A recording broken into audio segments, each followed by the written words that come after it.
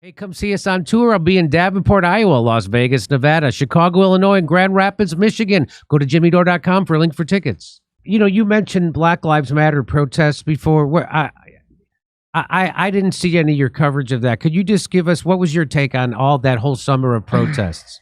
No, the summer of love. I was just about to say that. Yeah.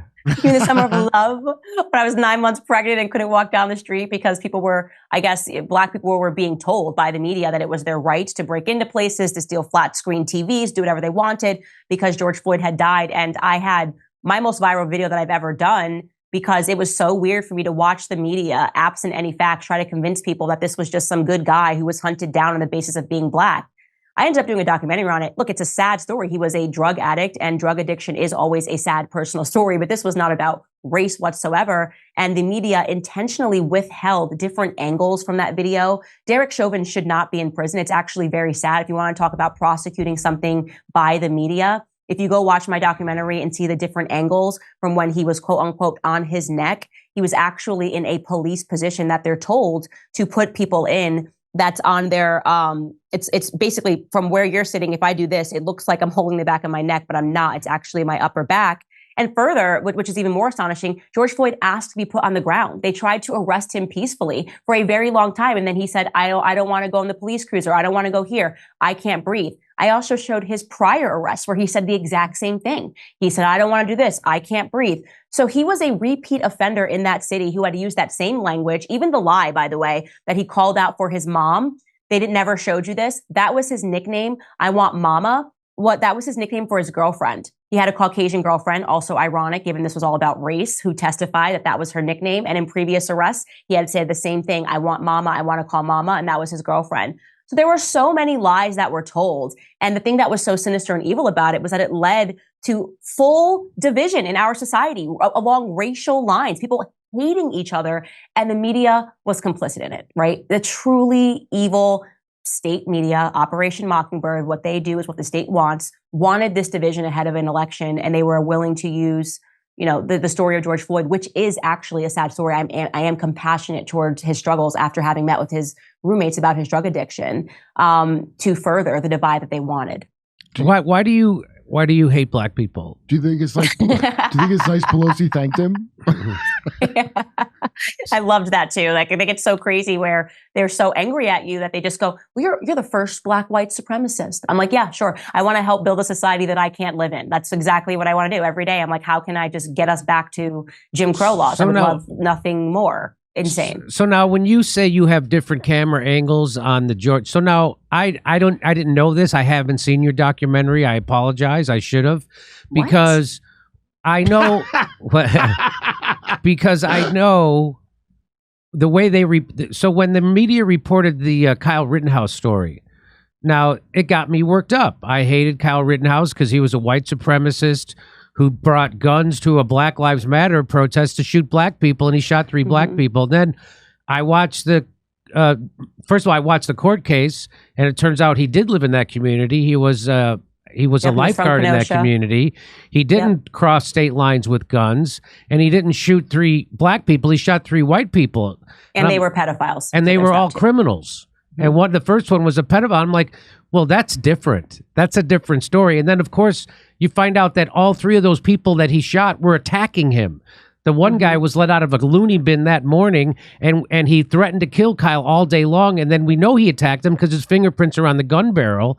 And then when Kyle started running towards the cops, 2 other criminals chased him down and hit him over the head with a skateboard, and another guy pulled a gun on him.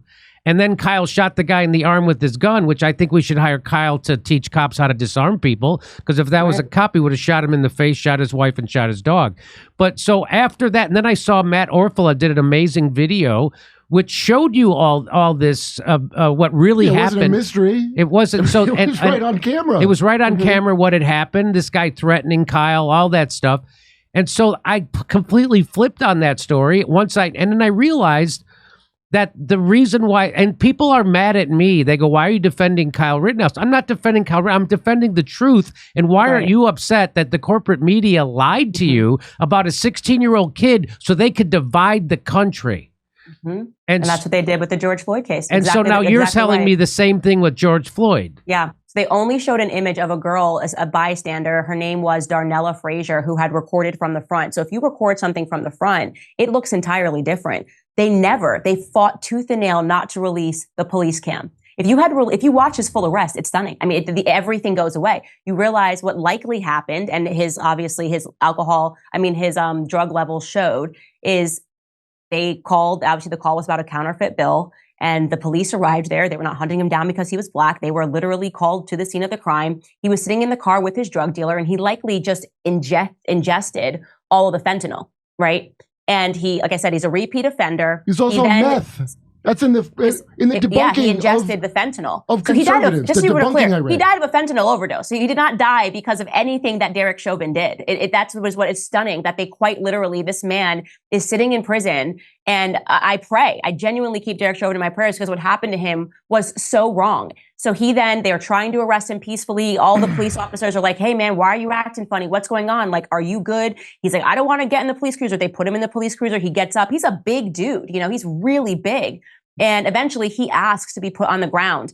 There is a police position that they are trained in the academy to subdue someone when they're on the ground. And that is where Derek Chauvin had him. He put his knee on, I don't know what this bone is called, but it's just beneath the neck on the back.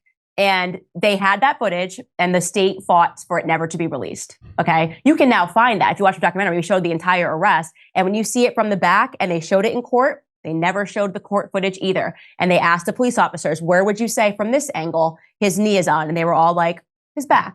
So it was just the angle of her camera. So this has been the biggest lie. I mean, it was the lie heard around the world. And again, it was to divide Americans along race lines before an election. Well, it's easier for me to say that you hate black people. And, yeah, I know. It's easier for the media too. Kurt, you want to say something? Yeah.